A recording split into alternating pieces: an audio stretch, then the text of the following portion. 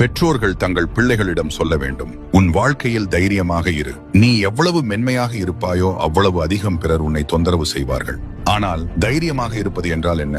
இந்த 6 அம்சங்களை நினைவில் கொள். முதலில், நீ எதற்கெல்லாம் அதிகம் பயப்படுகிறாயோ அவ்வளவு அதிகம் உன்னை கெடுக்கும் மனிதர்கள் உன்னிடம் வந்து சேர்வார்கள். ஆனால் எந்த விதத்திலும் அஞ்சாதவனாக இருந்தால் யாரும் உன்னை தொட துணிய மாட்டார்கள். இரண்டாவது, உன்னுடன் பழகும் மனிதர்கள் நீ எங்கே போறாய், என்ன செய்கிறாய் என்று கேட்டால் அப்பாவியாக எல்லா விவரங்களையும் சொன்னுவிடாதே. எனக்கு ஒரு வேலை இருக்கிறது என்ற எளிய பதில் போதும். உன் வாழ்க்கையின் உள்ளுணர்வுகளை எல்லாரும் ஆராய அனுமதிக்காதே.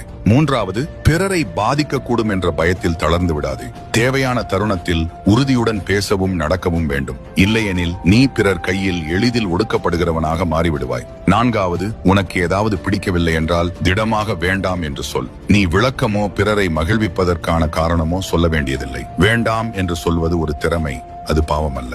ஐந்தாவது, எல்லாவற்றிற்கும் சம்மதிக்கும் மனிதனாக இருக்காதே. உன்னிடம் சிறிது கூர்மையும் உறுதியும் இருக்க வேண்டும். இல்லையெனில் எல்லோரும் உன்னை எளிதில் மிதித்து விடலாம் என்று எண்ணுவார்கள். நீ எவ்வளவு மென்மையாக இருப்பாயோ அதைவிட அதிகமாக பிறர் உன்னை பயன்படுத்த முயல்வார்கள். ஆறாவது, எப்போதும் பிறரை மகிழ்விப்பவனாக இருக்காதே. எப்போதும் பிறருக்காக தாழ்ந்து கொடுத்து கொண்டே இருந்தால் மரியாதை கிடைக்காது. மாறாக உன்னை பயன்படுத்தி பின்னால் நையாண்டி செய்வார்கள். சிறிது கடினமாக இரு, அப்பொழுதுதான் மக்கள் உன்னை உண்மையாக மதிப்பார்கள். இந்த வார்த்தைகளை நீ உன் பிள்ளைகளிடம் சொன்னதுண்டா? பிள்ளை கஷ்டப்படும் போது கற்றுத்தராததற்கு வருந்த வேண்டிய நிலை வரக்கூடாது. சிறு கடினத்தன்மை பிள்ளையின் வாழ்க்கையில் பெரிய கவசமாக இருக்கும்.